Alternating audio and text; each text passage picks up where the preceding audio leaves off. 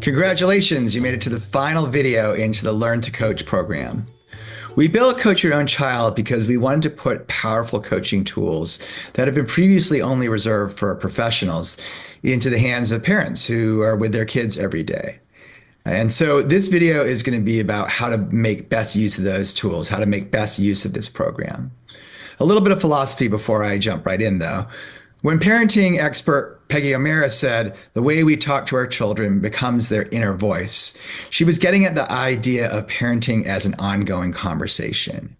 And you'll see in our videos and our mini lessons and our cheat sheets, we are giving you the language to have very productive conversations with your children.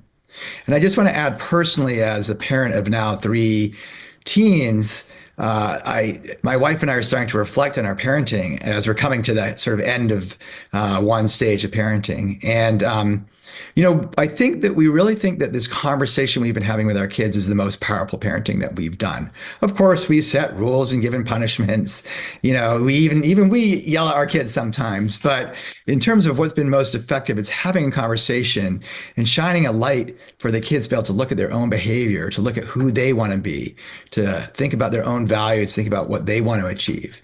And that's the thing that creates lasting change. I mean, it might be something like practicing a musical instrument. When they're little, you're going to be, setting, you have to practice 20 minutes a day or 30 minutes a day. But for kids who really become serious musicians, it's because they find the love of the music and they start practicing on their own. It's the same thing with homework or anything else that your kids are undergoing. So this is sort of the philosophy of coaching and the philosophy that the Coach Your Own Child program is built on. So this is the dashboard of the program. You've already been in here when you first logged in, and that's how you got into the Learn Your Coach course. And so you completed step 1.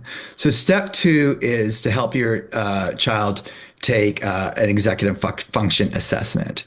And so it's going to look like this. There'll be some qualitative questions that you can answer, or ideally, this is something that you would sit with your child, especially if you have a younger child, and do together. If you have a teenager, I would just have them do it. And then there's 50 questions. And these questions are about very specific daily activities that come up or weekly activities that come up, but they're assessing very specific executive functions. So give yourself or give your child, maybe 20 to 30 minutes to fill out these questions. What you'll get back will be something like this. So you'll see a listing of your child's executive function weaknesses, ones that are kind of in the neutral, and their strengths. And this is a great way to start a conversation with your child about kind of some of the things that they want to work on. And so if we go back to the dashboard, you'll see we actually have a whole lesson on how to interpret the assessment results. I would highly recommend doing that lesson before you go over the assessment with your child. Okay, so once you've done that, now it's time to use the course modules. The course modules are organized, as you can see, by executive function. So there's a nice link between the executive function assessment and some of the course modules. But you may just, with your child, look at some of these issues and see one of the ones that they want to work on. It's always important that, kids are trying to improve on some of the things that they think are important. Now, let me give you an example of what one of these looks like. We're going to look at shift attention when parents are talking. For every module, there is a mini lesson. That's the first thing you're going to see. We know that families are busy. We designed these to be very succinct but powerful. And so this follows a very standard format. As you can see, we start off with the background for whatever the topic is, in this case, shifting attention when parents are talking. Then we'll do a description of the executive functions that are typically involved in doing this sort of activity. We use this language a lot because ultimately, in order to change behavior, you're really working on your executive functions.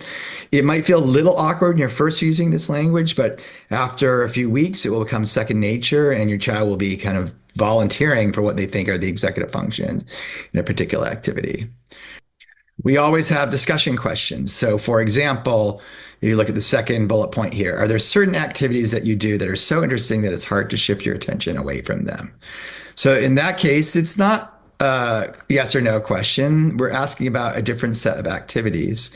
You might also ask a follow-up. Well, talk to me about those activities. What's happening when you're thinking about your attention? So we'll give you some questions, but feel free to add your own questions, ideas to get your child talking about a particular topic. Okay, and then The next thing you should do, really ask your child, do they have any of their own strategies already to address an issue like this? Because most people have some strategies for every topic. They may not use them consistently or may not have even really articulated them to themselves, but that's a good place to start. And then after that, you can suggest, well, here's a few other strategies that might work for you. So for every topic, we've listed maybe 3 to 5 strategies. And the idea is for your child to either use their own strategy or strategy that's in our lesson and just try it out. And so at the end of the lesson, what you want to do is you want to say to them, okay, this seems like a good strategy. Go try it out. When we meet next week, you should really meet once a week. Well, you can report back to me. How did this strategy work? Okay, so that's the mini lesson. That's sort of at the heart for every topic. But we have a few other assets that are very helpful.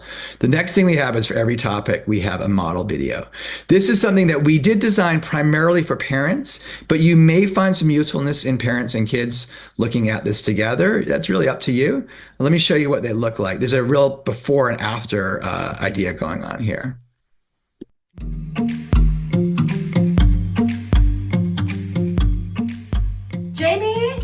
Dinner's ready. Jamie, dinner's ready. Why didn't you ever answer me when I called for you? I didn't hear you. How could you not hear me? You should probably listen now because I have something to tell you that you'll like. If you're not going to listen to me now, you're not going to go to Kyle's birthday party that you just got invited to. Fine.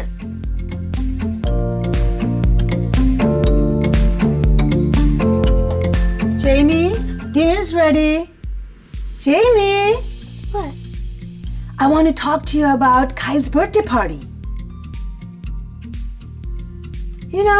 I'm noticing that you're thinking of other things while I'm talking to you. What did you just hear me tell you? I don't know. I want to talk to you about Kyle's birthday party. Okay, that sounds fun.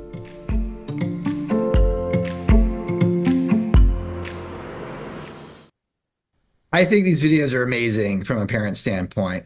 I recognize a lot of myself in what we sometimes say, and also a lot of myself in Here's a Better Way, but definitely gave me language and will give all of you language on Here's a Better Way and a way to get your child to engage in a positive, open way where they can kind of address some of their issues. Okay, let me share my screen again. The third component for every lesson is a cheat sheet.